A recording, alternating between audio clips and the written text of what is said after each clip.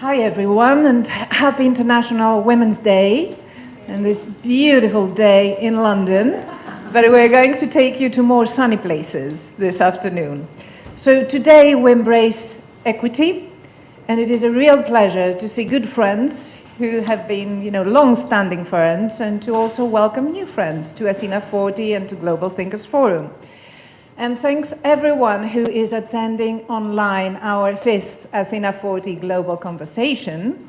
Those of you who have been with us before know that Athena40 is a platform connecting women and men, people of all genders from all around the world, in a conversation that is about inclusion, diversity, gender equality, and connecting women to networks, because it is so important to make sure that women get access to knowledge, education, and opportunities to thrive. Now, before we begin and before we start introducing our speakers for the day and taking you around the world to another 4 cities, let us watch a video and see what Athena40 is about. Welcome to Athena40. Athena40 is a family of initiatives that promote female leadership and invite all leaders to embrace visionary and innovative thinking. By innovative thinking, we mean being open, curious, and solutions-focused. Athena40 works closely with some of the most dynamic and innovative minds across all industries in order to promote gender diversity, inclusion, and bring more women into decision-making roles. We commit to enabling women to contribute to our economies. We believe that compassion and understanding are necessary values for our societies. We promote partnerships and ideas exchange among women, and of course, we include men in all conversations. We fight cliches and tribalism. We propose collaboration instead of segregation. We ignore labels and stereotypes. We recognize the value of diversity as a fantastic source of talent and knowledge. We stand for freedom of thought and expression. Our language speaks the truth. We stand for values-based decision-making, and we fight polarization. We are broad-minded and inclusive. We believe in meaningful networking and the need to keep lifting each other up. We mentor, inspire, and motivate other women of all ages and backgrounds, helping them discover their own potential. We share and learn from each other's stories. Athena40 welcomes everyone who wishes to be part of our mission and initiatives, an international community of vision, an ongoing global conversation, a movement for compassionate, innovative, future-proof leadership. Join us.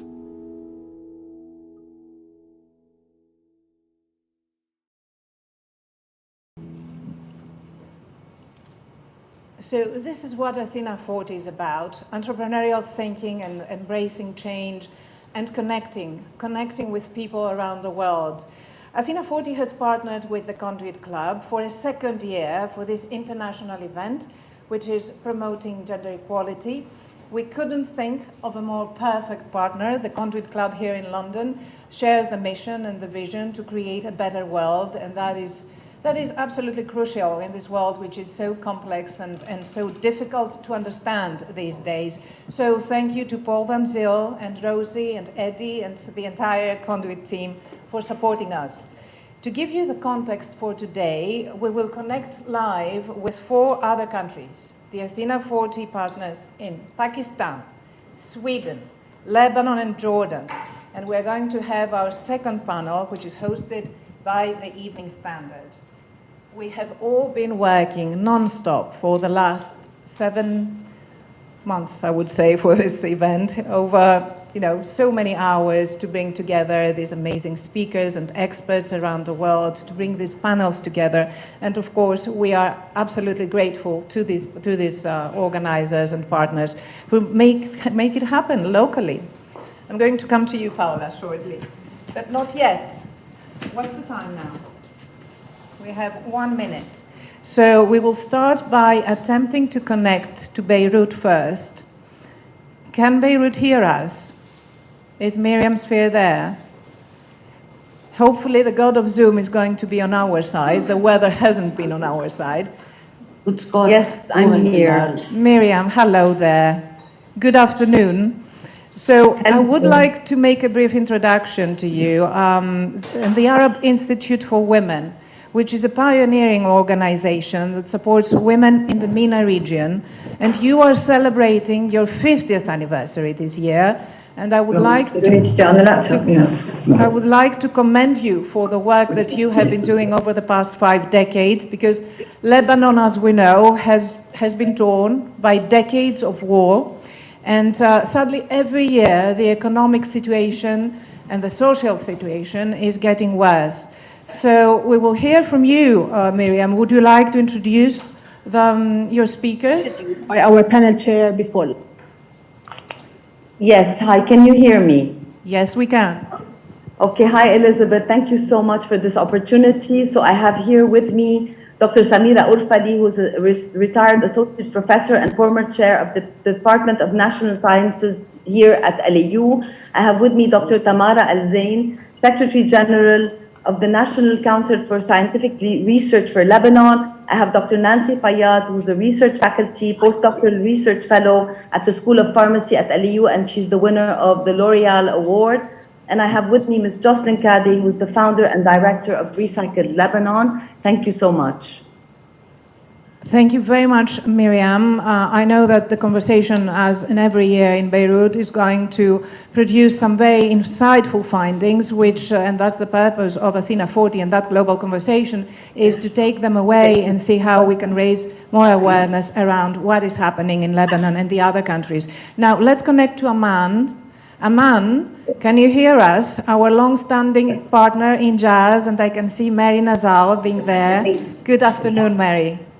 Hi, Elizabeth. Great to connect with you. So welcome, everybody, and great to be connected to everyone all over the world. I'd just like to invite my panelists to come up, please. So we have on our panel Ms. Maha Bahu. She's the CEO of JOPAC. Faddali. Let's hold our applause until the end. I will be introducing each one of the panelists in more detail. So if you can just hold your applause until the end, because we're just live with other countries. And also we have with us today Ms. Dana Suyakh, the CEO of Mamlaka TV. You're not going to listen to me, that's fine. We're in Jordan, it's all good. We have Ms. Dina Majali, the co-founder of Crystal.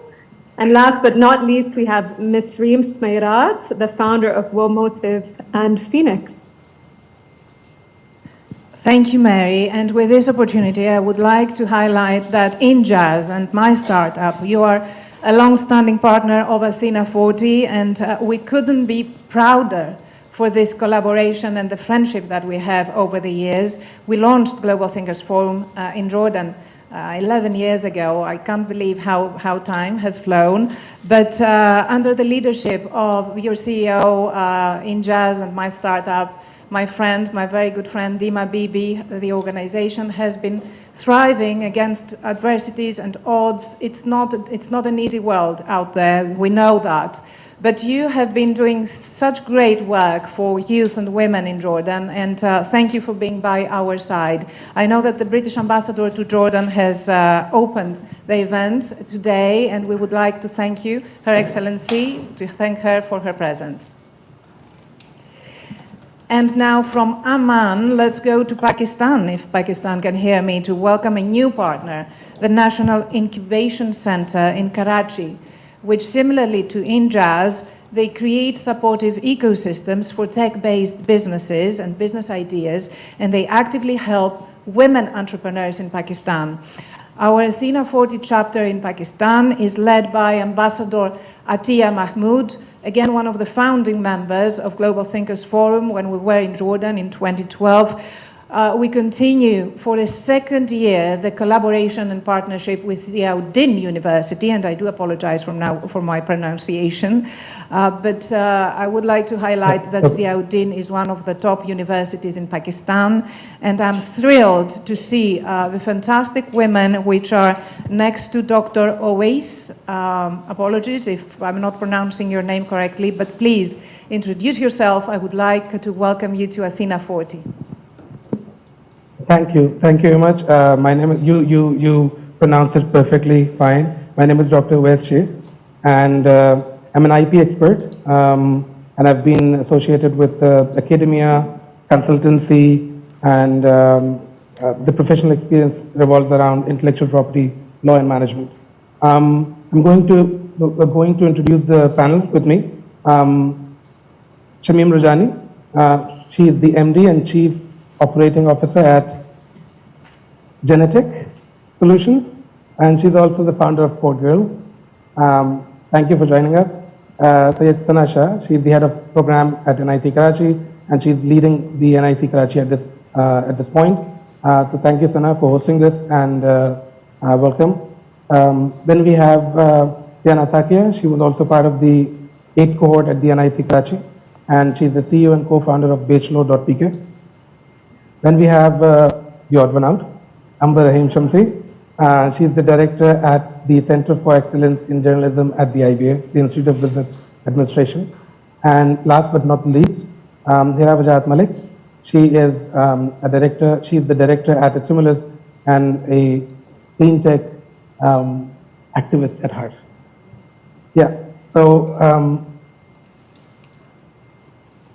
I love seeing those spirits and how how wonderful it is that you have such a positive energy in the room. Fantastic women. I wish we can meet you in person sometime soon. And fantastic, of course, gentlemen. And thank you, Dr. Owais, and also Muaz Sayed, the Director of Development for the university, the Ziauddin University, who has been supporting Athena40 for us. Now, we will leave Karachi and we're going to Sweden. And under the leadership of our board member, Maria Tiblin, we will connect to Malmö University. I hope that Malmö can hear us. Yes, we hear you very well, Elizabeth. Hello Thank you there, so Maria. much. Thank you so too. much. Good to see you all the countries. And we have a sunny day here in Sweden, so we're really happy celebrating International Women's Day. And I would like to introduce our great panel and the women here in Malmö. The Vice Chancellor, Rebecca Letteval, Counselor for Global Engagement and Human Rights Professor of Intellectual History at Malmö University. Charlotta Lövgren, Professor in Health and Society, Field of Sexology and Sexuality Studies at Malmö University. Anniken R. Day, Global Executive Advisor, Culture Expert and Author.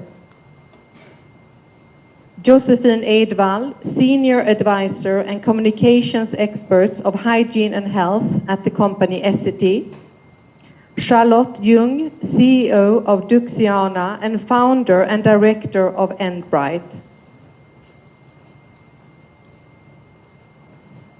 We're very happy to now continue our discussion and see you soon in an hour. See you soon in less than an hour. Thank you, Maria. I would like to say that Malmö University, who is joining us as a partner for the first time, because we're bringing on board Sweden for the first time, is an academic institution founded on the human, democratic and academic values that have emerged from the ideals of an open society, freedom of speech, and critical thinking. And they have pioneering fields of expertise, as you've heard, and it's fantastic to have them on board Athena40, also along with the British-Swedish Chamber of Commerce. Lastly, but we're going to return to London, grey, rainy, cold London. Hello, Doug Wills. Hi. Hello. I'm Doug, and I'm on the board of the Athena40. But importantly today, I'm going to hand over now to Dawn Alford, and Dawn is the Executive Director of the Society of Editors, and Dawn will be moderating today, so she will introduce the team. Hello everybody, happy International Women's Day. Thank you for having me here today. It's a privilege. Yes, I don't need to introduce myself. Doug's just done that for me very ably. On our panel today, we have Ros Russell, who is the Evening Standard's assistant editor and editor of the international multi-channel project Let Girls Learn, which has the Gates Foundation as a partner.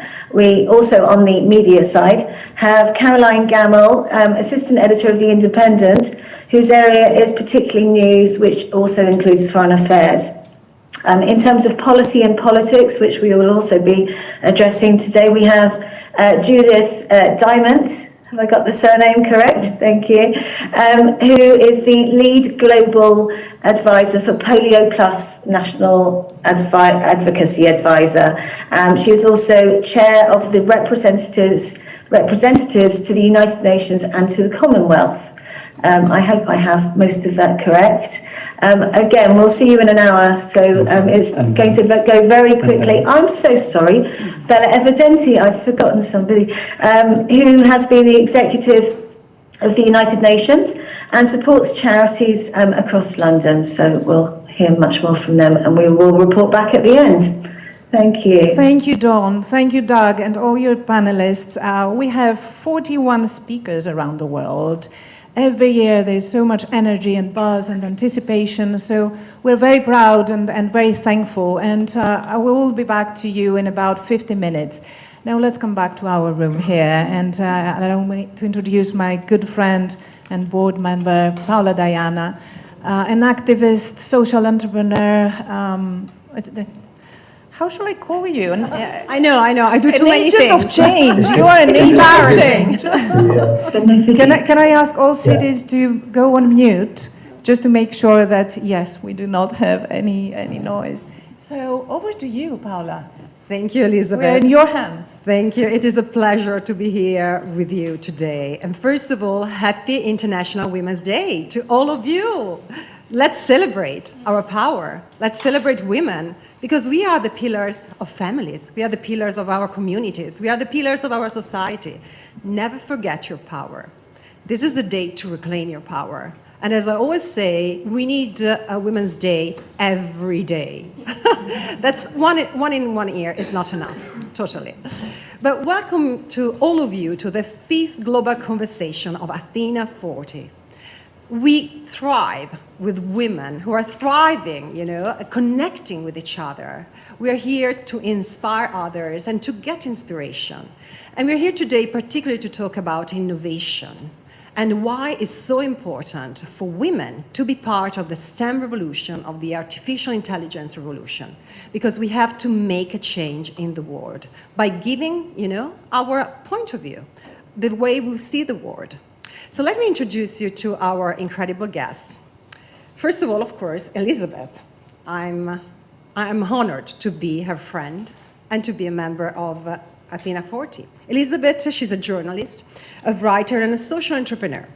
Her early career in print and broadcast journalism in Greece and at CNN and Al Jazeera was prelude to over a decade. It's actually off the... What, sorry? This was Doug. I think I've forgotten to switch to mute. It's okay. So, a decade of activism and social entrepreneurship. She's the founder of Global Thinkers Forum and Athena40, a family of diverse initiatives that advance women in leadership. And in 2021, Bloomsbury published her book, From Women to the World, Letters for a New Century. And then we have Sonal Patel. Thank you, Sonal, for being here with us. Sonal is an award-winning executive producer and partner at the critical issues firm, Brunswick. Sonal leads Brunswick film team and is an advocate for powerful storytelling and creativity in business and investor communications. As a former broadcast journalist, she has been writing, producing, presenting, and directing for 20 years. And then we have Liz Perkins, my friend, who I actually interviewed her and published her interview today on my podcast, The Game Changers. Liz has experience of working across the national press, from the Daily Telegraph to the Sunday Times. She's the night news editor of the Daily Express, where alongside her role, she successfully changed the law through the award-nominated End This Injustice campaign that led the government to pledge to overhaul the family court through the Domestic Abuse Bill. It led her to offer advice in a conference webinar to the financial industry in Dubai on domestic abuse. And then we have Dr. Chen Davies.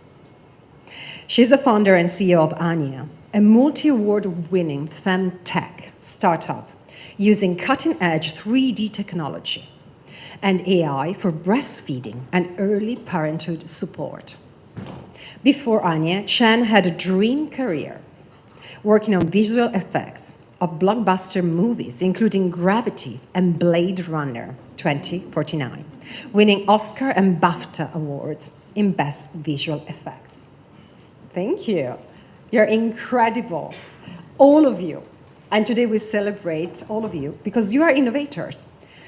Let's start talking about the divide that there is, unfortunately, in STEM subjects, particularly at university.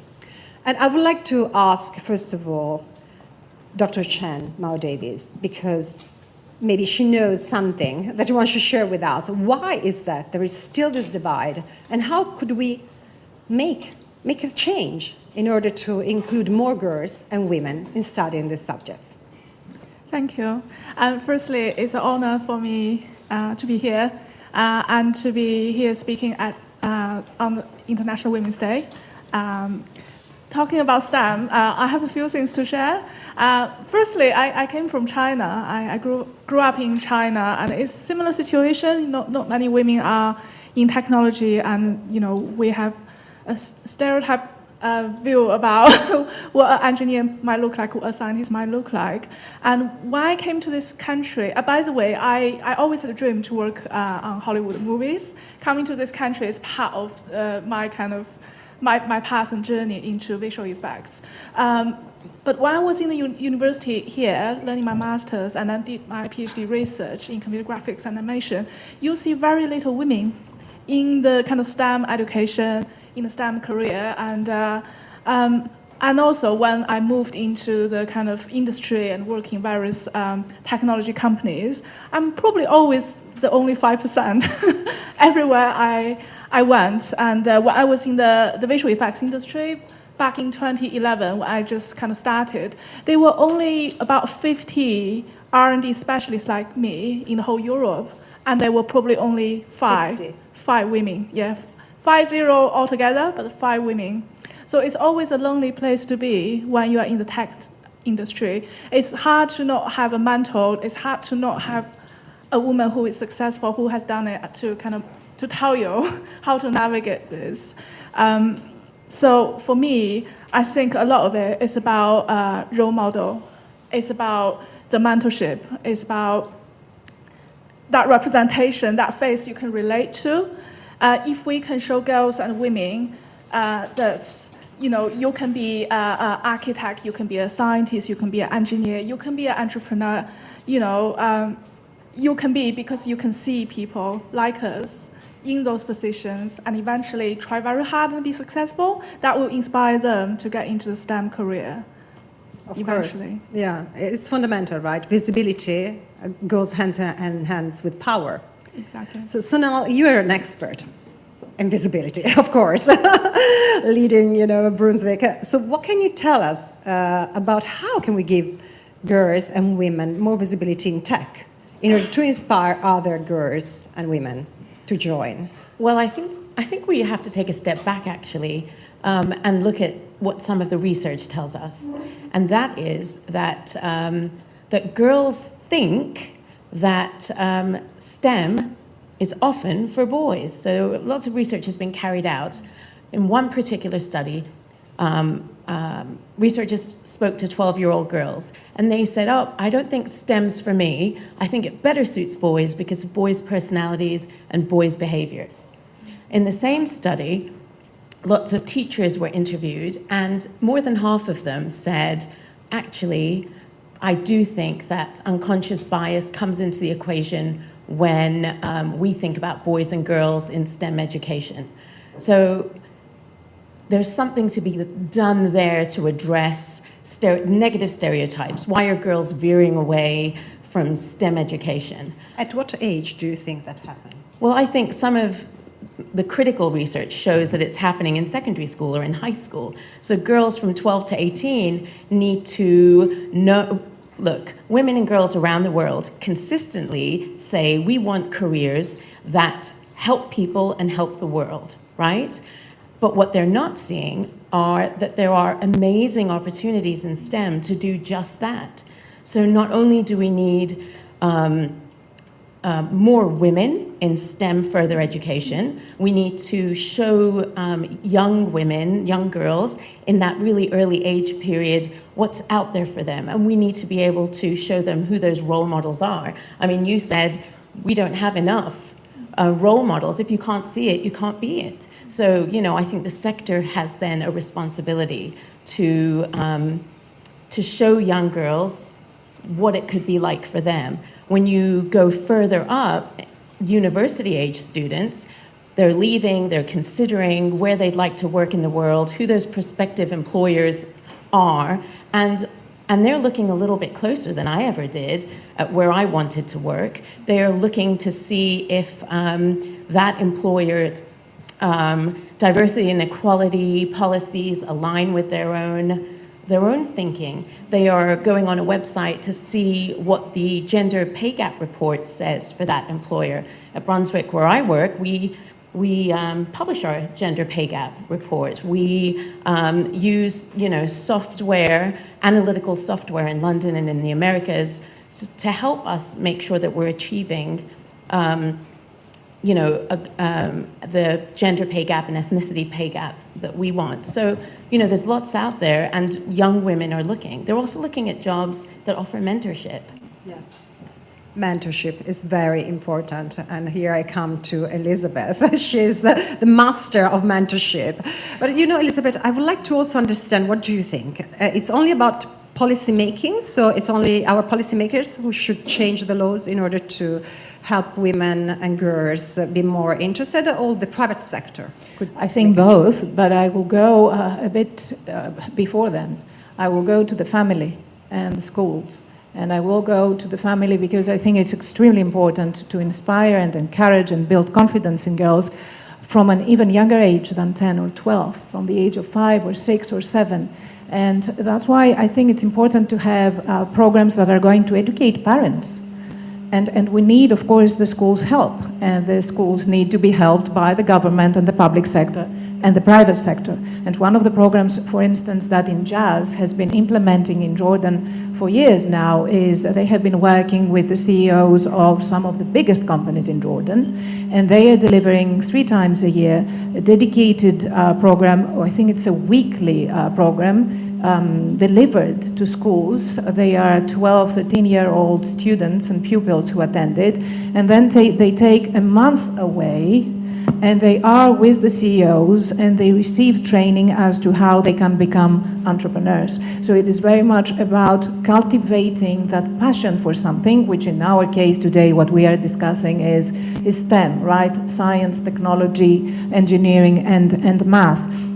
The other thing, which yes, I couldn't agree more, role models. And we have a problem there. We do not find enough role models, although they exist. And I will share with you a story. I met about 7 years ago in the Emirates, one of the most amazing young girls, young woman now, Fatima Al-Kabi. Fatima is, I think, the first innovator in her country at the age of 13. So you've heard of Fatima, yes, of Fatima's story. So she was in the desert with her family, and they were taking a picnic, and then their batteries run, you know, the mobile phones run out of juice. And so everyone kind of panicked, and so she had this idea, what if I try to create something, I invent something that is going to be a device that will absorb energy from the sun, solar energy, and then people can have it with them like a small bag, like, you know, a small case, and they will be able to charge their phones, which now for us, perhaps it's something that we say, okay, it exists. But if you go back 8 years ago and you go to the Emirates and Dubai in the desert, and an entirely different society to the one that we are now having this discussion in, this is huge. So Fatima, of course, has become a role model for every woman, I would say, you know, but it was her parents that encouraged that. And so going back to family, that is very important. About mentoring, you said that I'm a master in mentoring. Well, I owe that to my mentors. And that is the reason why I am such a big believer in mentoring, and I want to pay it forward, because I was blessed in my life with women and men who guided me in my early career as a journalist in how I should be living a life of mission and purpose. I will include my parents, because I was blessed with parents who are visionaries. My father is no longer with us, but they did encourage that in me. And then the women who guided me, like Geraldine Sharp-Newton, members of my board, like you, Paola. So it's about inspiring each other, and it's about lifting each other up. And I think when it comes to STEM careers, as Sonal mentioned and as Chen mentioned, we need stories that will fascinate that younger generation and will make them think, oh, I want to be part of that, because, hey, I can make change happen. I have the talent, and I can do it. It's so important. Thank you for sharing also the story of Fatima. It's wonderful. So I think maybe our media could start campaigns. I don't know, Liz, I'm just throwing it there, as you are the master of campaigns, actually. Campaigns on inspiring more women to study STEM subjects. What do you think? It could be an option? Well, I was going to say, I'm not sure it's my microphone is working terribly well, but anyway. It is quite difficult sometimes in trying to get people interested in certain campaigns in the media. I know that when I kicked off my Ending This Injustice campaign about domestic abuse, that was a challenge in itself to try and get everybody on board with it. Thank you so much. Cheers. Thank you. That's better. Yeah, so originally it was a bit of a challenge to try and get, interest around that. So, I mean, something like STEM as well, I guess, you have to try and fight for that to go in the pages of a newspaper, because sometimes certain subjects aren't seen to be attractive, right? Although they are current and although they need to be out there. I do agree with Elizabeth in terms of what you said about families. I think that really, if you've got a family who think that you can just do whatever you want, you don't even think about being a woman. You just get on with it and just do whatever. And sometimes you go against your family and sort of go and become a journalist, because my mother wasn't exactly too keen on the idea, but I just did it anyway. So, you do have a situation where you have children who will be so strong-minded enough and believe in what they're doing and what they want to do, that they will go into STEM or go into anything. It doesn't really matter. They will have that sort of idea, and it's never going to be drummed out of them. So it just depends on them as personalities, not just families. And it's a combination of things. But yes, we do need role models. I do believe that. And the other problem you've got as well is too, in terms of women who go to university and study STEM subjects, they often drop out. So you have to look at, why are they dropping out? Why can't you be supporting them to continue in that direction? What is the problem there? And that needs to be looked at too. So there's a variety of reasons and a variety of issues that need to be dealt with in order to change that. And it can change. I mean, we can see the way things are changing for women in society right now. Absolutely. We had, I don't want to interrupt, I just wanted to say that we had a very interesting slide with statistics. If we could go back, Eddie. Thank you. Because it just is exactly the point that Liz made about enthusiasm and how women start a career in STEM, but then when they get to a mid-career level, they just drop out because they lose their enthusiasm. And why is that? I mean, there are some very interesting figures there. Perhaps, Paola, you would like to talk about this. Absolutely, absolutely. So first of all, I can read for all of you, according to a study by the Center for Talent Innovation, 80% of women in science, engineering and technology love their job initially. However, 10, 20 years later, at a middle career level, almost 56% leave their organizations. The quit rate is twice as high for women compared to that of men. Only 5% of women make it to leadership positions. So can we protect women's enthusiasm for tech careers? That's the first question. But then I would like to add a reflection, because, as a women's rights campaigner, I know how pervasive and vicious misogyny is at every level of our culture and daily life. And I can see here the same problem that women have in any industry when they become mothers. They tend to drop because there's not affordable childcare in our society. We still are not doing enough. So I would like actually all of you to give us some glimpse of reflection about that and start a conversation. Who wants to start, Elizabeth? Well, I can start off. I mean, I did an exclusive on the Welsh Rugby Union about sexism and misogyny, and I broke that about a year or so ago, and that's very much dominated the news agenda. It was really horrific, actually. There was one woman working there, and she was being branded as Hitler, and she had a man turning around and saying he wanted to rape her in a hotel, and she decided she was going to take action against them and wanted to go to court. And, you know, they did settle, but she has spoken out about this. I mean, it's not just within the back rooms of a sporting environment like that you experience it, but you also experience it in the media as well. You experience it everywhere, and you're just, you know, when you're starting out, I'm sure that you understand this, you don't necessarily realise what's going on. You're thinking, why are the guys getting all these breaks when you're working harder than them? And it is a challenge to deal with, isn't it, in day to day? But, you know, there's no reason why we shouldn't speak out about it, because you should be able to go to work without being abused. You should be able to do your job. Absolutely. Elizabeth?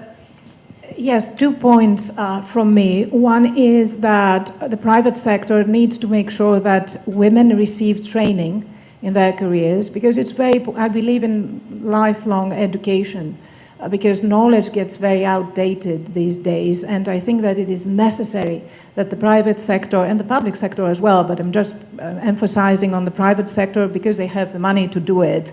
They help women with building on their expertise and also taking their expertise towards new directions with new knowledge and new skills.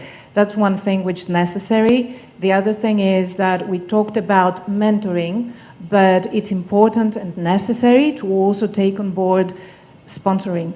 So it's not enough to mentor, it's critical, yes, but when it comes to supporting women take their career to the next level, they need a woman who's made it up there, and she needs to take her under her wings and be her advocate, be someone who will say, oh, we are going to discuss with our senior management your raise, that you're going to now have a more senior role. So be there for her more actively in order to produce results for her career.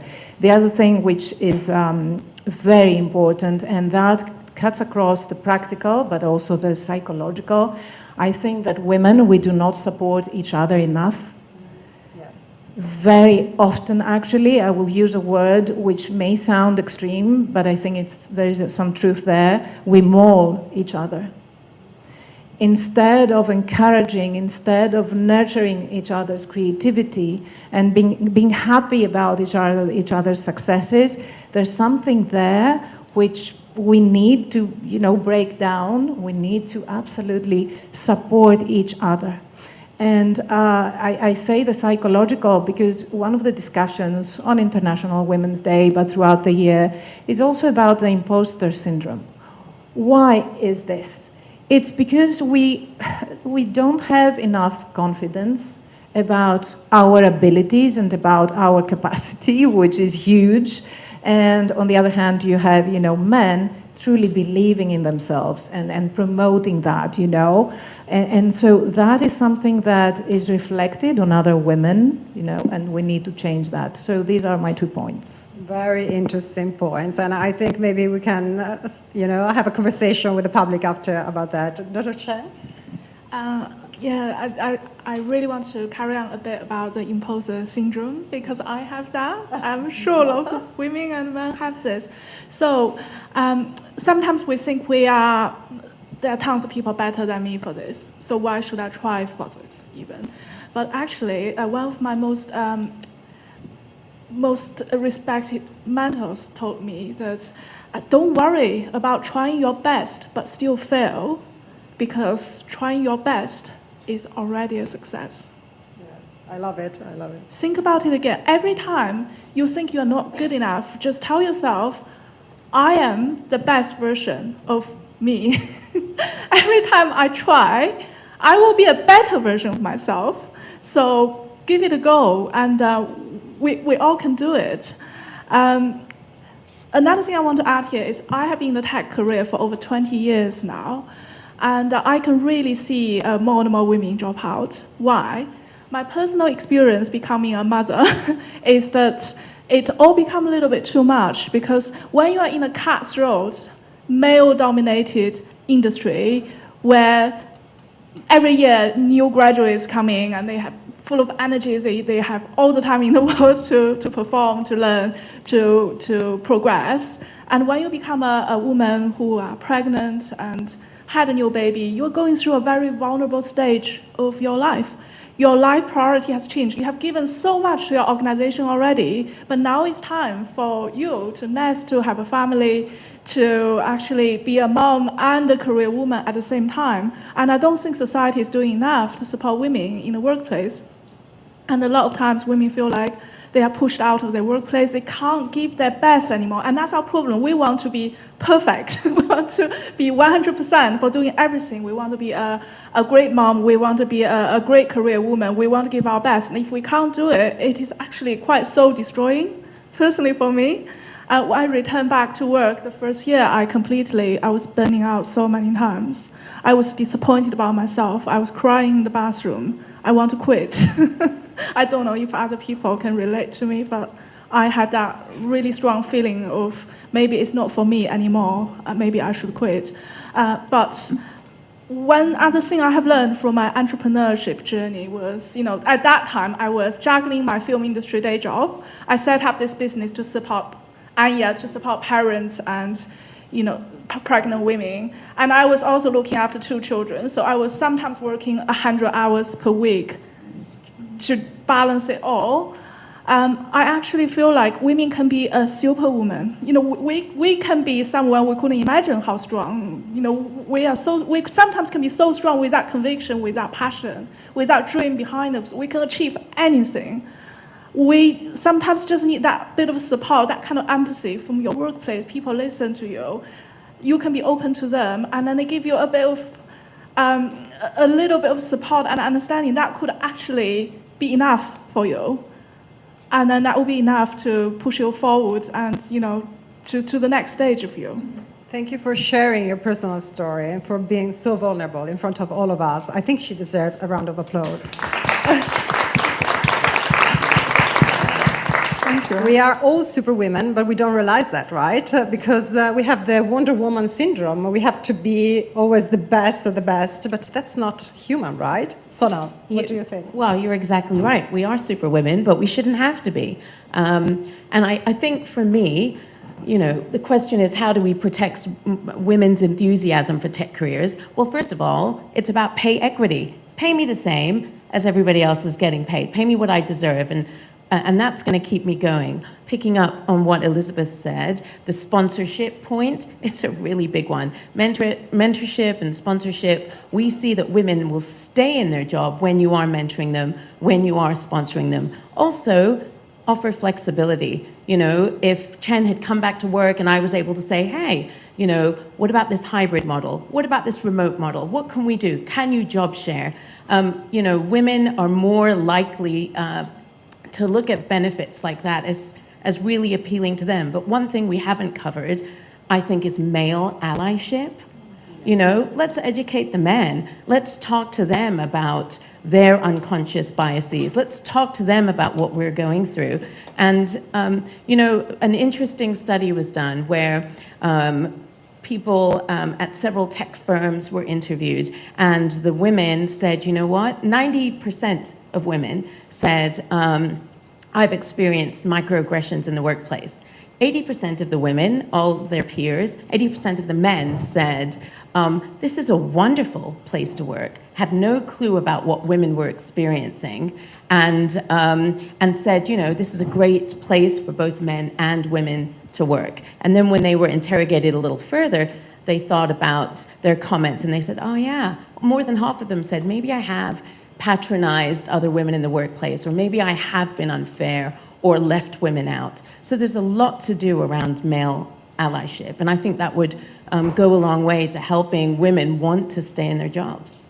Absolutely. Thank you, Sonal. We definitely need men at the front line with us in order to change this disparity, 100%. But we should also talk about the financial disparity. Unfortunately, we all know that venture capital is a man's game still nowadays. Women are massively underrepresented among both venture-backed entrepreneurs and VC investors, with companies funded solely by women receiving less than 3% of all venture capital investments, and women accounting for less than 15% of check writers. What drives this disparity, and how can we change the system? Elizabeth. We go back again to what we were talking about before. It's role models. If you go to a school, and it's been done, I mean, you would know that, Liz, as a journalist, go to a school, first grade perhaps, and ask them for a well-known entrepreneur. They are going to name Richard Branson, for instance, Jeff Bezos, or just name who. Hardly anyone is going to say, from among the kids, Arianna Huffington, or another woman who's an entrepreneur. Even me, I'm struggling to find someone. I can think of women having fantastic careers, like Sheryl Sandberg. But when it comes to entrepreneurship, we still struggle finding role models who have dominated, global media. And have been promoted because of their success as entrepreneurs, but they are out there. That is one thing.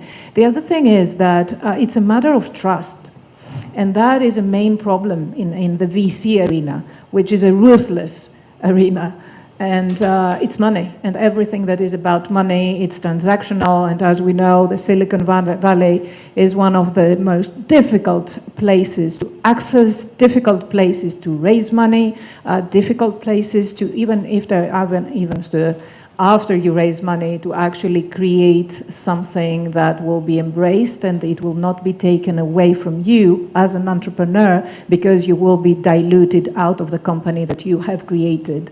So there are so many different things, but building trust, and again, going back to the support that women need to offer women, but bringing men to the conversation, because we have another barrier there when women support women.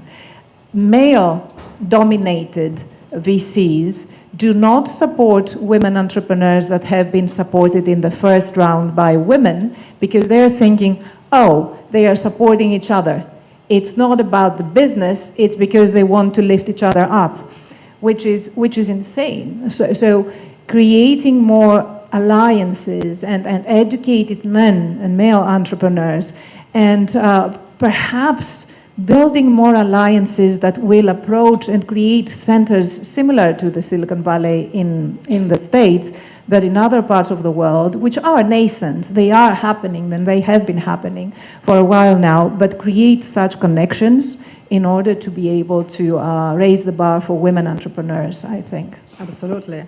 And Dr. Chen, you funded your startup. Was it difficult to access funds? Can you tell us a little bit more about your personal experience? Sure, I'm desperate to tell you my experience, but my microphone is not working. Okay. Did I? Yeah. Oh, sorry. So, no, it's not working. Try it's not working. Thank you. So, look at me. I am a Chinese female entrepreneur. I'm a solo entrepreneur as well. I'm the CEO and CTO at the same time. And my business is about women's health. Think about my odds of raising any investment before I even start. It's -4 points already. So, like Elizabeth just mentioned, I think investors are looking at, generally they think, two white male, 20-something male founding team is the best success. They look the most investable. And someone like me already doesn't look like it for them, even before I say anything. So raising money is extremely hard. But how do I run my tech startup? I want to share a few tips, because I'm sure there might be some entrepreneurs here, or want to be entrepreneurs. I want to share my experience. So firstly, you don't always find money from investors at the very beginning. When you are in the idea stage, when you are kind of developing an MVP, there are many ways to fund your business. You can bootstrap. You can hold on to your day job like me. I hold on to my day job. I set up my business when I was on maternity leave with Anya. And then when I returned to work, I still worked for a couple of years. The first year was full-time, second year was part-time. And I was, doing the work on the train to London from the Cotswolds. That's 2 hours in the morning, 2 hours on the way back. I was sitting on the like a park bench working during the lunchtime. I was doing evenings, I was doing the weekends. So you can fund yourself and still fulfill your dream when it grow and grow and grow from a sidekick to something real. You can also find a lot of grants funding from this country, from Innovate UK, from a lot of other kind of funding competitions and social entrepreneur prizes and so on. So personally, for me, I think the business R&D-wise, the first couple of years was really supported by 3 Innovate UK funding competitions, including Innovate UK's Women Innovation Awards. I was one of the winners in 2021. And SBI funding, the NHS Improvement funding, the Health Foundation funding, all this funding, not just fuel the business, but add credibility. And it really adds that kind of confidence in you and also the credibility for the business. And all these things position you eventually to be ready to take that investment. And I still haven't got the VC investment, but I have got angel investment. So it is very difficult to get that first investment, but it is very critical to get someone who really believes in you. Because this is a self-selection process. Yeah. Sorry, Paola. No, I'm just curious. Did you find female angel investors or male angel investors? Let me tell you. Actually, I'm not sure if anyone here know Liam Black. He's a chairman of the Conduit. Yes. So he was my mentor since 2019. I was extremely lucky to have met him in a social entrepreneur event called Stephen Lewis Awards. So I was pitching there all night, and I didn't get the money. It was £20,000. I was desperate to get that money to progress my R&D. But Liam was the chairman there, so he saw me pitching, and I told him my dream to support women like me during the most vulnerable stage of their life of breastfeeding and everything else. And he basically offered to help me to connect me with his network, and he mentored me. He picked me up when I'm in pieces. But he was the one who introduced me to my first couple of angel investors. And then every single pitch, I will tell the investor, doesn't matter if they want to invest in me or not, can you introduce me to 2 other investors? And then propagate. And I honestly feel that angel investment path is a very self-selection process. So if someone doesn't like what you do, doesn't like how you look, they would not be a good investor later on to support your journey anyway. But if you get someone who really believes in you, who are really behind you, who really back you, they will be your clan, and you need them. And I have 25 angel investors. And, fantastic. Fantastic. And really, 33% of them are women. And they understand. They understand, and they encourage me. They help me with many things, strategies, marketing, and so on. So I would say, don't be disheartened when you can't raise that VC money. When tons of people said no. If there's a will, there is a way. Fantastic. So never lose hope, because you will find your angel investors and men allies. Yeah. And so now, do you want to give us a moonshot? I mean, an idea that you think could really break this disparity and this biases? What do you think? I think that's a very complex question that has a very complex answer. I know. I mean, first of all, what a great story of perseverance and success. It's amazing. You know, what strikes me about these facts, you know, less than 3% of women-owned businesses last year in the UK received funding. That's crazy. And, you know, across Europe, less than 15% are leading women partners at VC firms. So my issue is, you know, if these VC firms have a gender diversity problem within their firms, how can they ever connect with women entrepreneurs, right? So I think, you know, there's misconceptions around what they think women can do. And I think possibly as women, we have misconceptions about what we think we can and can't do. And, you know, there's a lot for us to work out there. But in this gap, you know, there's specialist funding available. I mean, I guess this is living proof with Chen right here that you can go out there and there are women-founded funders who are willing to take a bet on you. And then guess what? women-owned businesses are more likely to hire other women and to find success. Someone here was just saying to me that, entrepreneurs or boards of SMEs that are gender diverse are 19% more likely to increase their revenues over those that don't. So, I mean, it's a behavioral change, but it has to be on both sides, right? Absolutely. Absolutely. Thank you for sharing. May I add something here, Paola, and build on a point that Chen made, which is a practical point. It's access to networks. Yeah. That is key. When we launched Athena40 in 2018, was precisely because the board and members of the forum were saying we need to give access to networks to open up opportunities and doors for women. And that is critical, because what Liam did, and bless him for doing that, he opened up doors for you, Chen, and then what you very cleverly did, because you had a mentor that guided you, you were saying, okay, even if you do not invest in me, would you open another door for me, for someone else? Perhaps he's interested, she is interested, and that is very important. So also being open to partnerships and being creative. So do not be put off. Delete the word failure from your dictionary. I think this is very important. Anything that is a failure, it can be seen as an investment, a learning curve, and then you build on that and you create something which is going to be successful. Do you agree, Sonal? Yeah, I mean, absolutely. And it's about building the network, right? These are boys' clubs. It's hard to get in because you're not part of the network. You don't have those same personal connections. And so what do? You go away and you build your own. And I think more and more women have to help each other to do that, no matter their industry, actually. Absolutely. And I would like to go back 1 second to communication and changing the public opinion. And I would like to ask Liz, what do you think, Liz? An amazing newspaper like yours, the Daily Express, would like to start a campaign, maybe 5 years, in highlighting scientists, female scientists and female women in STEM to give us this knowledge, because I'm sure they are there, but we don't know they exist. What do you think? I think, Paola, you need to speak to my editor.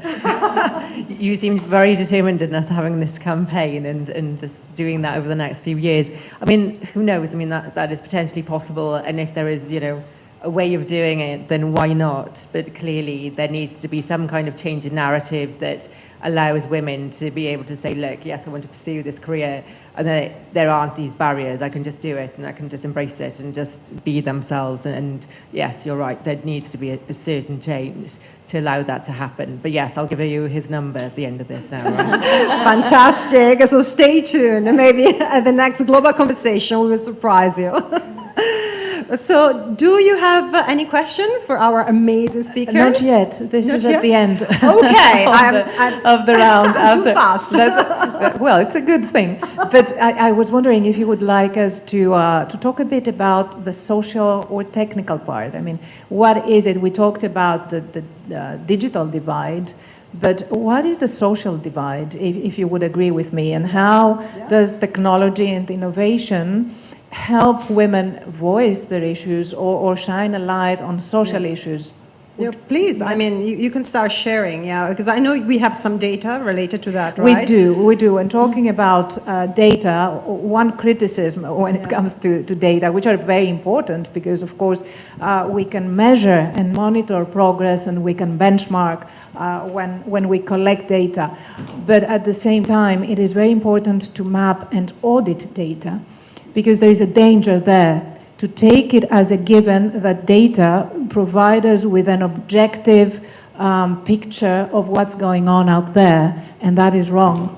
Because data, it's a matter of who collects them, why they collect them, who benefits from this collection of data, who is overlooked, and who this data, benefit in terms of, 5 minutes more, thank you, Liz, benefits in terms of changing their life.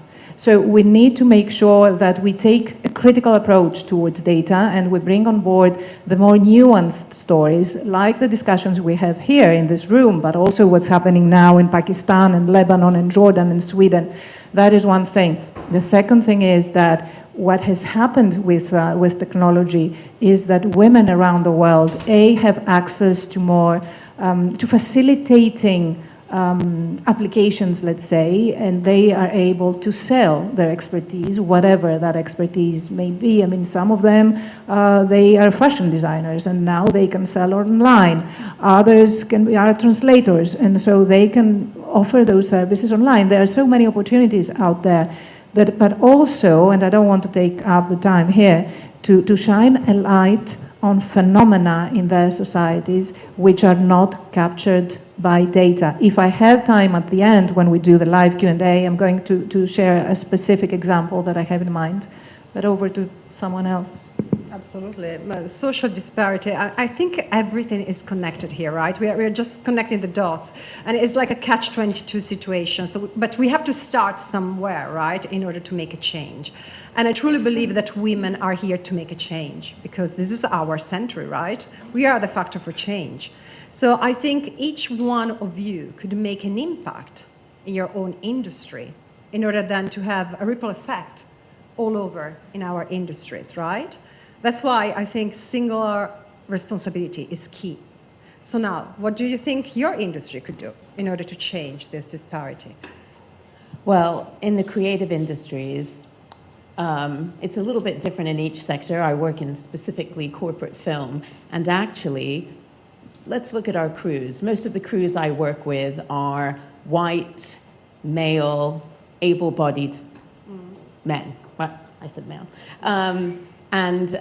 We're working very hard to diversify the teams that we work with, because the more diverse our teams, the better the work we do, the more ideas, that come to the table. But it's very, very difficult. And it's, I think it puts women off, actually, from joining the industry because they see that and they don't think it's for them. So I feel that I have a responsibility to change that, to start with where I work and who I work with and how we approach different projects.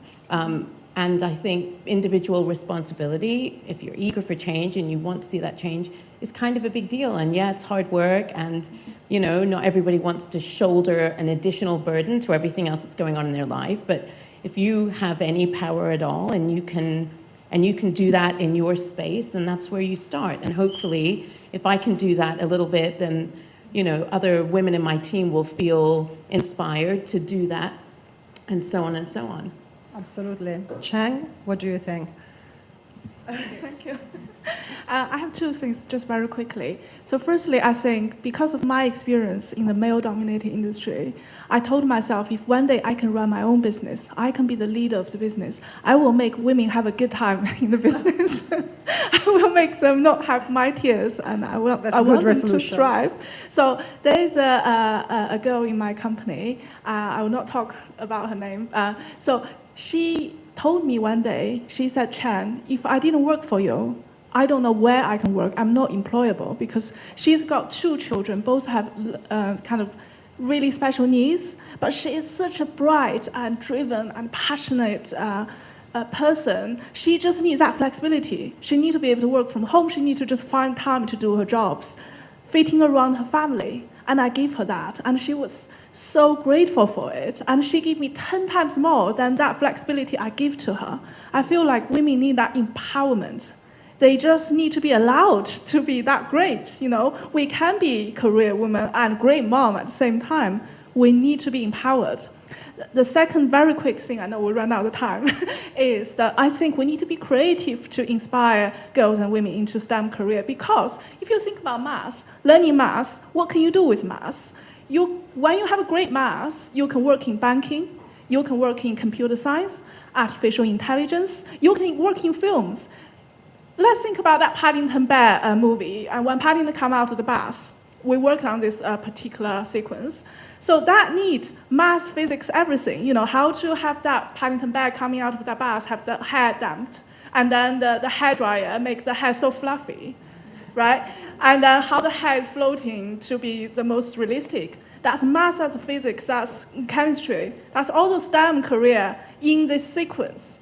That's an inspiration for girls. You don't have to work in the lab or factory when you learn these things. You can work on glamorous movies. Yeah. So I think we just need to be creative when we inspire them. When they were little, when they were like me in a little city in China who had this Hollywood dream, they should be allowed to have fire in their belly, and they should be allowed to dream big. Absolutely. Dream big is the key. Liz, what do you want to share with us? Well, I've got to say, I totally agree with that. I mean, it is all about dreams, isn't it? And pursuing them and having that confidence and ability to do that. And for some people, you know, some women, it's really, really difficult. But even so, if you do have that determination, why not? Absolutely. Be ambitious and reclaim your power. Elizabeth? I think it's about time that we start the next round visiting the different cities. Before that, I would like to take just a few seconds to thank again the Conduit for hosting this fantastic event. I would like to also thank our new partners like Brunswick. Thank you so much for supporting us, and thank you for live streaming to your partners currently this event. And also thanks to Sedwem and Mrs. Andrea Vasiliou for the beautiful gifts and goodie bags which you have prepared for us. You are a very successful entrepreneur yourself, and thank you.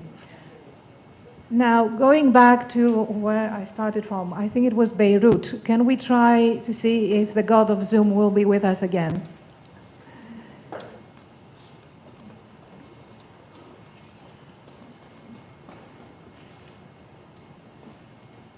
Okay, here we are. Miriam, hello again from London. Build a product from looking at this.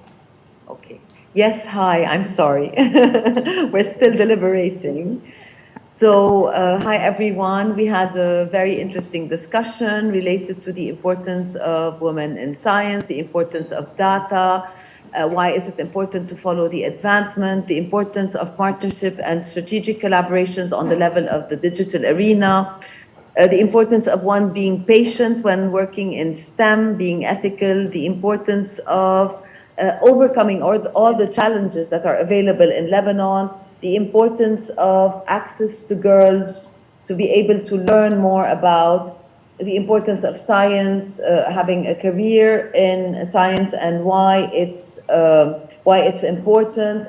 We have a lot of gap in terms of rights in general in Lebanon. We have a gap in terms of gendered research and the importance of gendered research to come out. The importance of having journalists and media coverage that is that highlights the importance of the digital arena, the importance of women in science, and highlighting important examples and having women on the decision-making table in terms of decisions that are being taken, and the importance of accessibility of data. Data is accessible. How do you unpack it so that it becomes more clear and more understandable to lay people, not just to scientists or people in the tech industry that are working on it.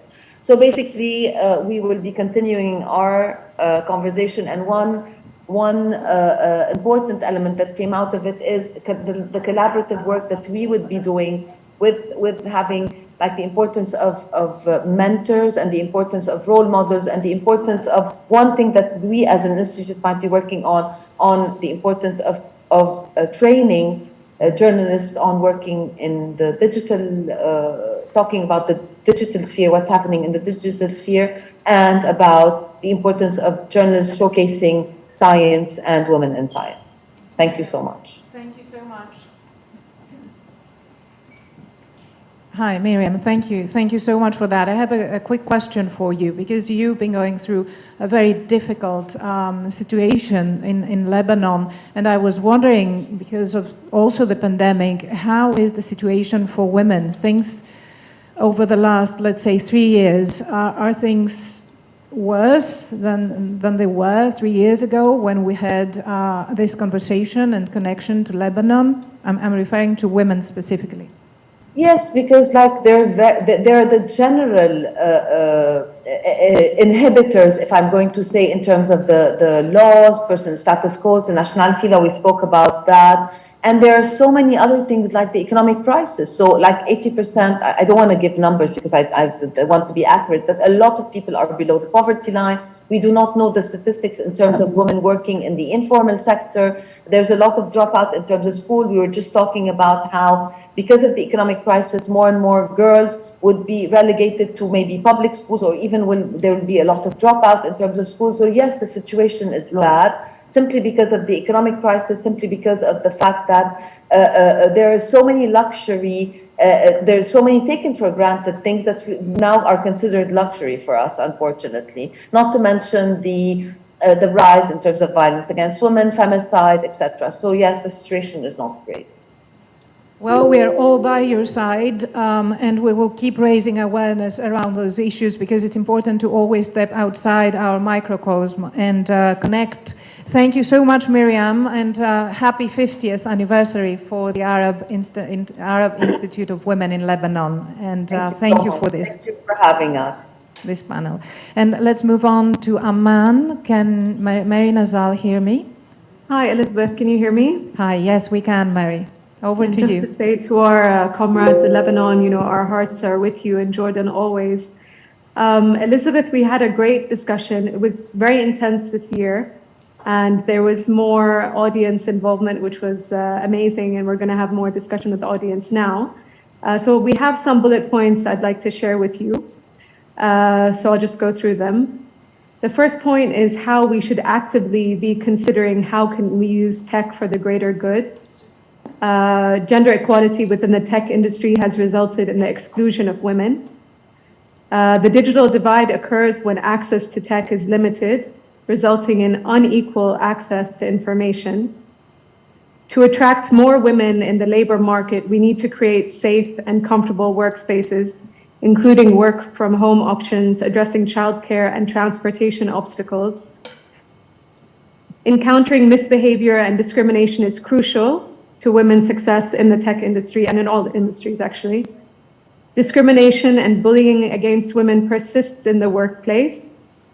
Encouraging more women to occupy senior positions and providing them with access to capital can help overcome these issues. We also spoke about social media and how it often reinforces gender stereotypes.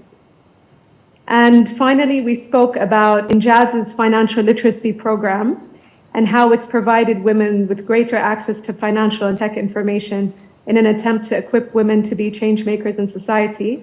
And we also ended with some suggestions on how Injaz can build on those efforts.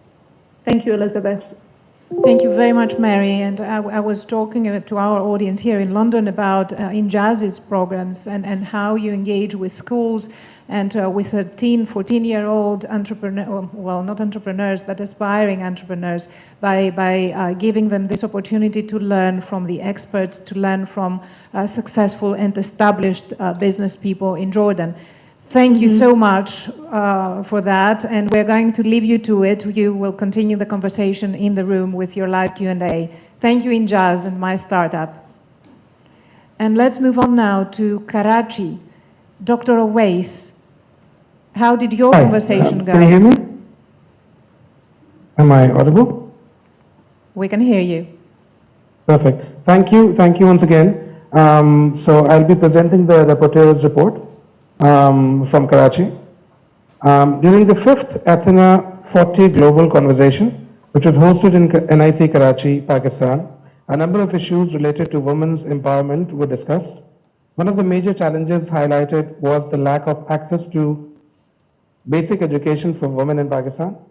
Additionally, women are also underrepresented in leadership roles and in government, which is a major concern. With almost 52% of the population being women, there's a need to provide more opportunities and equal representation to them in all fields, including government, education, and leadership. To achieve this, the government must incentivize organizations that have a higher gender diversity ratio and introduce quotas in organizations. The lack of data on the number of women in news journalism was also highlighted, with only about 5% women journalists based on membership of press clubs in Pakistan. This leads to a lack of female representation and a domination of newsrooms by men. Overall, there is a need for greater effort to empower women in Pakistan and ensure equal opportunities and representation in all spheres of society. Thank you very much. Thank you. I have a question for you because we discussed here VCs and whether they fund women. Well, they don't. We know that. They fund women to a very small percentage. What is the situation there? You as the national incubator in Karachi and in Pakistan, do local VCs support women's ventures more, hopefully, than they do in the Okay, West? so what I'll do is I'll give I should not actually select. So I'll give the mic to whoever would like to go first. We have Sana, we have Hira, Diana. Yeah, I think in the VC space, it's still a bit limited. We have one, interestingly, we have one VC who is a female-led, founded VC, but all their investees are somehow male, except one. So, except one, yeah. So, the ratio is very low, but yeah, you know, more statistic.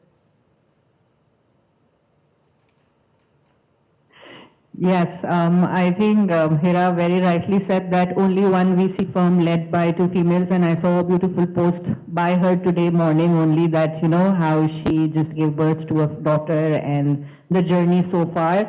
I think the overall investment in women-led startups is still very less and low. Yes, they encourage it a lot, but for some odd reason, you know, the number is very, very less.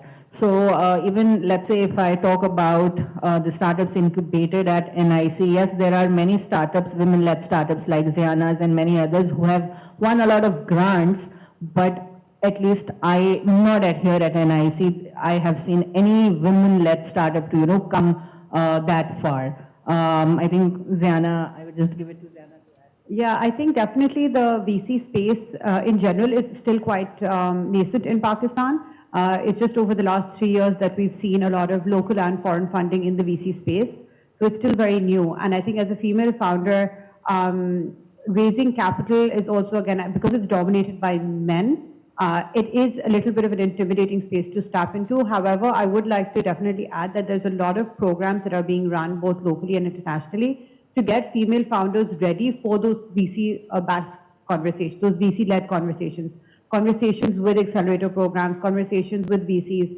So there is a lot that's being done, and over the last 2 years, we have seen women raise over $1 million in their pre-seed rounds, compared to those that their male counterparts are raising. But it's definitely a newer industry here. There are fewer female founders also actively raising, and there needs to be more work. But I think within the next 2 years, you will see that shift change.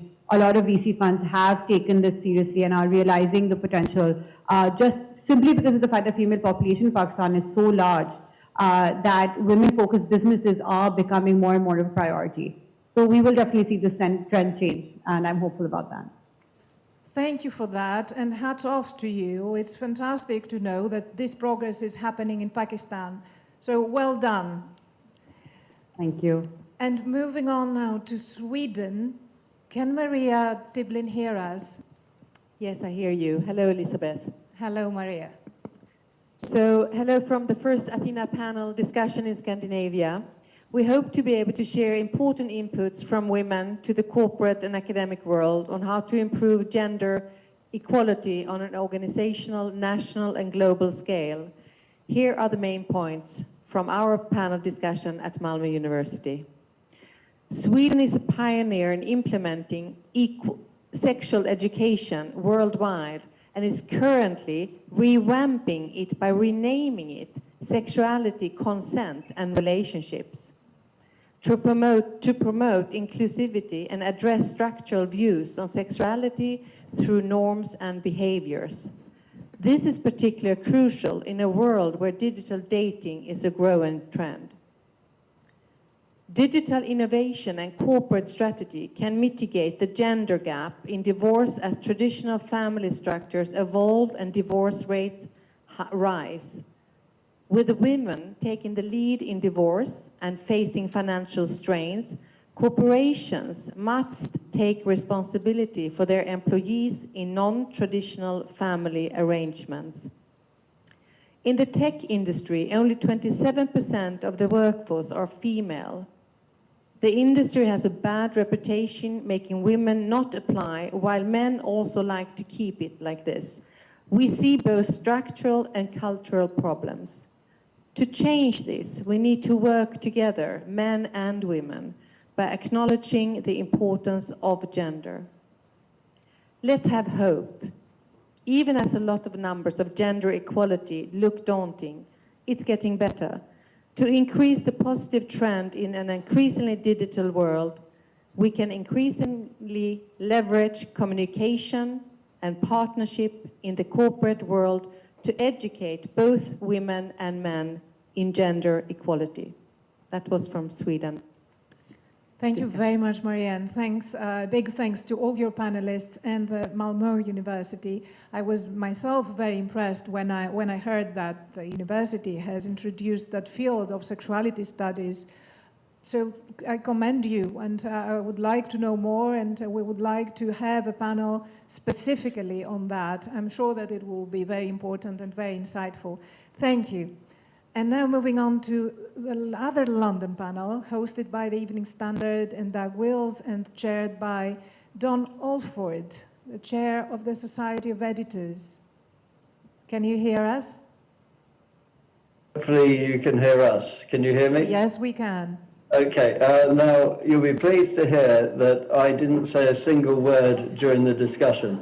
It was definitely, Dawn was chairing and everybody spoke, and it was a wide-ranging discussion. And one of the reasons I didn't say anything was I was busy writing notes to give us something of a resume of what was talked. But it covered every area, and the panel represents every area. But the one overriding point that came through again and again was education, and education for all women, all girls. And millions of girls not being educated in Afghanistan, but it's wider than that. And it's social, financial, and as well as the stereotypes. So that was very much a view and a feeling. Then as regards the media and the equality of usage of cameras, technology, it's felt that they have actually, this has changed dramatically, and technology has been part of that, because in The Independent, for example, there's a very revered young woman journalist who does her own camera work, her own technology from the front line of the war zones. And on a daily level, this is done. But there's still stereotypes of the specialist journalists, and these are in business, particularly in sport. And so there are areas where there is still needs to be done. The STEM and the artificial intelligence, AI, areas where, again, Bella here reinforced with the statistics that were shown elsewhere, there's still much to do in those areas. But in climate change, which is another major subject, that's felt that there is a particular area where girls, particularly young girls, are more likely to take the learning back to the communities. And it's an area where the women have come through and young girls have come through, but more needs to be done to make the most of that and to showcase those who are really outstanding, and there are many who are outstanding and doing work.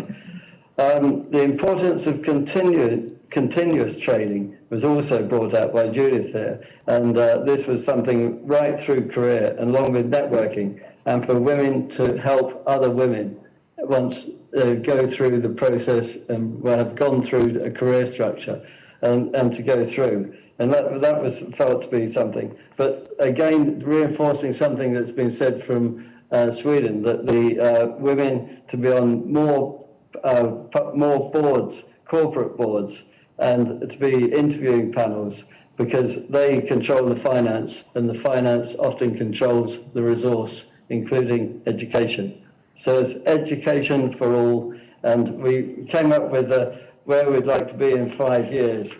And I think the one that was overriding was elimination of fear, and that's a goal to achieve. Thank you very much, and also where we would like to be in 50 years' time. But I have a question for you, Doug. How does it feel to be the only man around the table? I'd like to say spoiled, but I don't think I have been.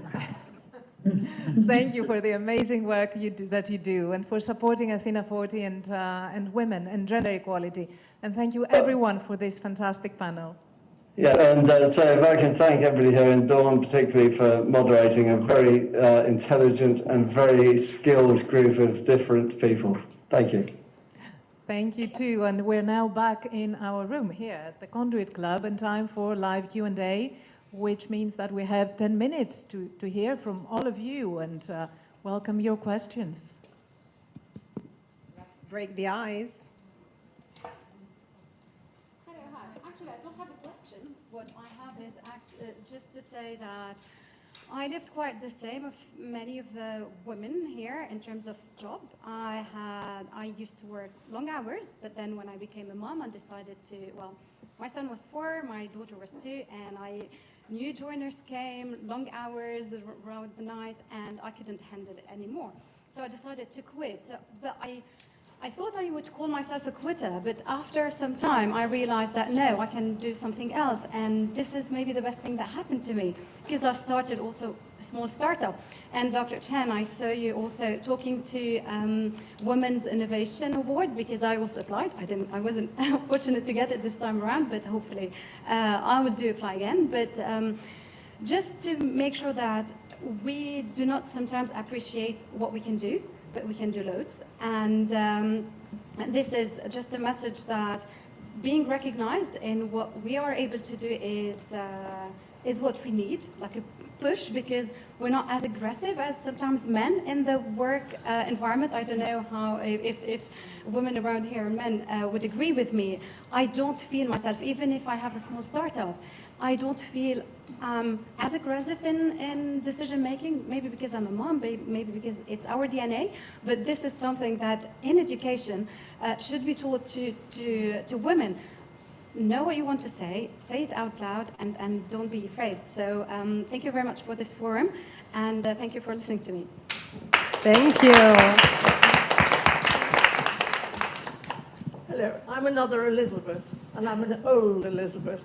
I've had a long and very varied career. Age is just a number. Exactly. But what I want to say is, I understand absolutely that your concentration is on education and careers, but please don't forget us oldies. We have a lot to give. Networking is incredibly important because we feel vulnerable. And you know, to be here today with you all is very important to me. I've had 2 businesses in my life. I must just tell you something I've been thinking about today, about patronization, really. Two Oxbridge men have said to me in my life, oh, well, of course, you didn't go to university, so you haven't got a trained mind. You know, terrible. So, and so untrue. It's both very well, I've got my IPM, Institute of Personnel Management. I was in personnel for many years, and then I was an antique dealer, and then I went to college and became a stonemason and a sculptor, and I had another business. At the moment, I'm in my 80s. I am building a house. Fantastic, thank you. Please don't stop at a certain line. Relationships are still important to us. Meeting other people, being inspired by people, and not being sort of put on the shelf. Anyway, Thank you for that, Elizabeth. Not at all. Just to say that our Athena mentoring programs, and we have mentors and board members among the audience who know about the programs. We just invite women of any age. You can be in your 70s and in your 80s and in your 90s, and you may have an idea, or you may want to start something new. And so that's exactly the reason, because we need everyone's wisdom and inspiration and flame, not just as part of the conversation, but as part of the action and change. Thank you for mentioning that. It's so important. Ageism against women, it's horrible. We have to fight against that. But please. Rita. Yes, I totally agree. There's a mic. Thank you very much. Long past that. But what struck me in talking to people today is the same problems that I encountered, 30 years ago, more, was that women found it difficult to bring up children, bring up families, and do well in their jobs. And there is no real answer. So I just wondered if, we can come up with something. Is there a way that women can help other women? There are also stages. When you're young, you're quite greedy and you're quite hungry and you want everything. And I've come across women in the media who've really, been so stressed because, by the age of 40, they want to be top of their careers, have all children, have everything. And actually what I think, and you realize, there are so many stages in your life. In 20s, you can do so much. When you're 40s, you can do so much. And then when you get older, and your children are older, you get liberated. You can do lots of things that you couldn't do before.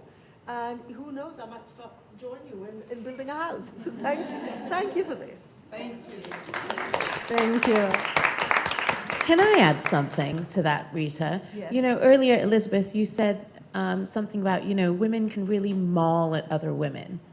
And I think, and I hope, that what has changed quite significantly now is that we have workplaces and communities where we're lifting each other up. And, if I look at my career thus far, by the way, I'm still hungry and I still want it all. And I have 3 kids, 3 girls. But I feel that in my career, perhaps things have happened for me a little bit slower than I would have liked them to, or perhaps a little bit slower than my male counterparts.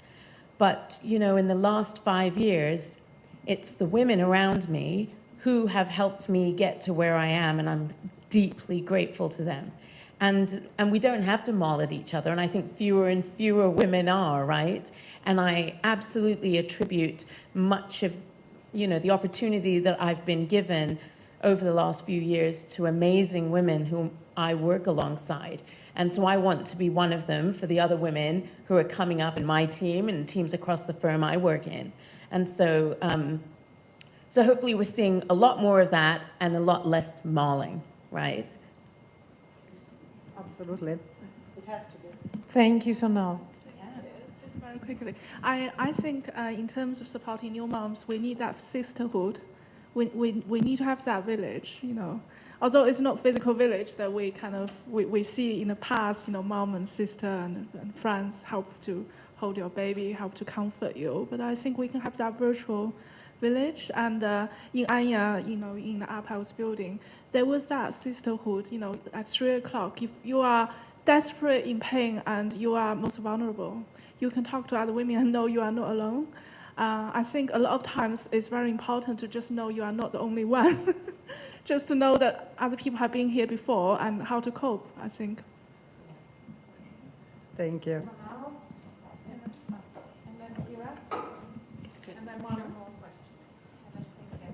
Thank you. My name is Manal. I'm coming from a different part of the world. I'm coming from Egypt. So actually, I have to say that I need to give some explanation, and I totally agree that the culture is very important, and that the women in societies like ours have much more responsibility than men, but yet they don't have, by law sometimes, or by culture, or by religion, the same rights.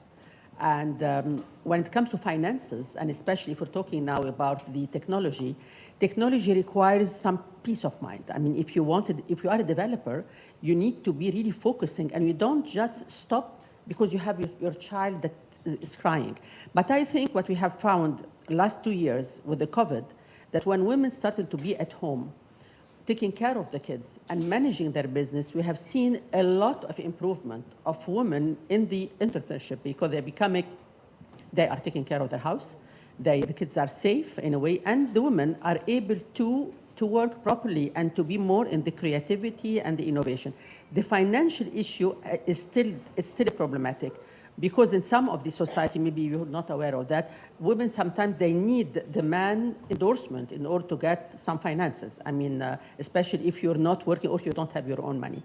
But I think that showing it all become it's a matter of us showing that we are able, that we don't complain, that we don't have to go to our boss to ask him that, listen, I need to leave early because I have to have a kid.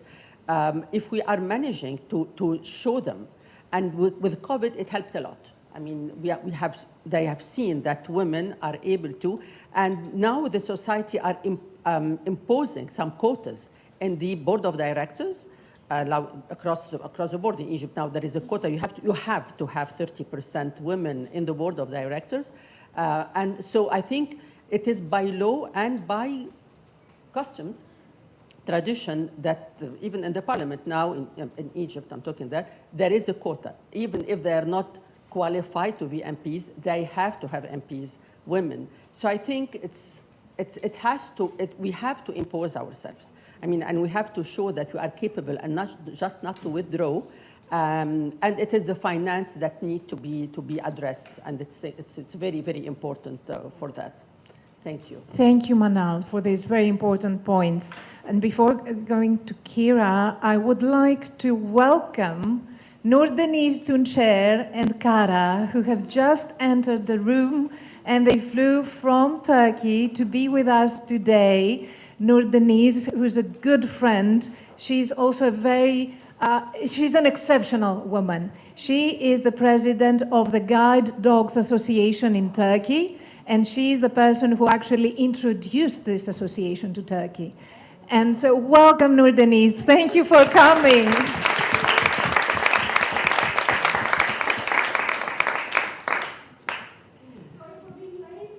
No, you flew all the way from Turkey just to be here. So thank you for being in the room. We do not have much time, unfortunately, but I wanted to give you a warm welcome also for your support towards Athena40 and women in Turkey and worldwide. Thank you. Kira? Yes, thank you for today. And very interesting points when you were talking about a community and your stage in your life and with the nursing situation. And also coming back to the other lady who mentioned different stages of life.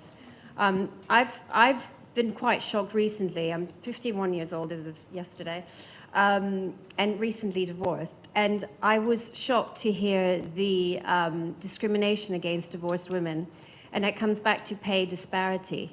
Time and time again, I hear people going, "Oh, she'll take this because she's divorced." I think this whole language needs to change, and I've heard it from women as well. Very disparaging remarks. "Oh, you don't want to bother with these group of women; they're just a bunch of divorcees." I've never heard this said about men, and I love men. And what I loved about what Elizabeth set up in Athena40 is that men needs to be part of the conversation in order to create change. And I think one thing we really need to do, and I'm talking about women supporting women as well, we need to stop this language at this stage in my life to say that women are just a bunch of divorcees. You have educated women, you have women that give back to society. Women that are here, I'm sure, are in that situation as well. And when it comes to pay, why should I be grateful for a little salary because I'm divorced? I've got a solid 25-year career behind me. I don't want to be spoken of, oh, she's divorced. That has nothing to do with it. And at what stage do we hear men being spoken about this on this level? And I think that's probably another thing was we're celebrating women today. I think everyone should be celebrated. I think being a human being and getting up in the morning and making it through the day is already an achievement sometimes. But I just think that's something else maybe to consider at a different stage in life is that term of divorce, because you can divorce at 20, you can divorce at 80, it doesn't matter. Thank you. Great point, Kira. Thank you for sharing this. One final question, I think, because we're running out of time. Two. Okay, there's two questions, yes. Okay, I don't have a question, just a comment. I recently left from 9 to 5 after 30 years in banking and started a consulting practice. But what it is, I'm showing you, sometimes it's how we communicate. And I have a confession to make. So I had this brilliant idea of starting a fintech to address the gender finance gap. And I started the Oxford Fintech program. And I put on this group, of course, all the other people in my group are guys. And one of them comes with an idea for some accounting app. I'm like, well, that already exists. And then I come up with, why don't we do an AI-based platform for women. I could tell that they didn't quite agree with it, but I guess I had to be a bit bullish. And then we continued on the progress, on the process. And then when I started sharing the numbers, and we're at the point where we're showing this actually makes business sense, then the light bulb moment. And I found one of the members of the group put a comment about how this is so important and how it makes a lot of economic sense. So I'm beginning to think maybe it's what we put forward to the men to get their buy-in. Because quite frankly, at some point I was like, maybe they should go with the accounting act, but just to show that we are all vulnerable, I could have, let it go, but I said no. But then I realized it's sometimes it's how we put the message across, something that they look like. They're just thinking about the numbers, not about the number of women who are left behind. I just want to share that. Well done. One final point. Wonderful, thank you. Thank you everyone for your contributions today. It was really rewarding and wonderful hearing about your own personal journeys. And something on my personal journey that I would love a sense check in the room. I am sick and tired of being sold courses and other things to get involved in that's going to teach me how to be a better woman, more confident, speak up, do this, how to sit on boards. I've recently come to the conclusion around that we need to fix the systems, not the women. And I would love to hear from maybe some personal experiences up here in situations where you feel like you've beat the system, or you've had a tool or a sponsor or someone that helped you overcome these systems that were not built for you to succeed, yet you overcame them anyway. If you could share a story. I really like this question. It's a fantastic question, and I like that you are a contrarian. You have to be prepared to go against the system. It's not easy. And the systems are on many levels. It's your family system, it's society, it's your thinking, our thinking. When I say your, it's how we perceive ourselves and the system. So it is very important to be a little bit of a risk taker and wanting to break down the system that you feel is not good, not only for you, but for women in general and for society in general. As far as I am concerned, I did that when I decided that it was the right time for me to transition my journalistic skills to another level. So I launched Global Thinkers Forum 12 years ago, taking my own leap of faith, not having any idea whether I would succeed or not, but it was a passion, and that passion was I need to create conversations, which unfortunately mainstream media do not create. I need to have people around the table and in the room who are diverse and who are social impact leaders and change makers, and they are fearless. And so it was a risk that I was prepared to take. The systems around me, most of the systems, were like, don't do it, Elizabeth. You're giving up a career. You're, a well-paid journalist. What if, you fail? But what if I fly? and so it's important to be ready to take that risk, I think. That's my own experience. Thank you, Elizabeth. It's very important. Absolutely. We have to take risk, embrace the change, and be fearless. I guess we just want to thank everyone in the room, everyone who is online and has been following us and being part of this discussion remotely. I would like to thank all of you for being in the room, and again, all the supporters and partners around the world. Paola, thank you so much for a fantastic moderation. Thank you, Elizabeth, and thank you, all of you, amazing Wonder Woman. Yeah, a round of applause for all of us.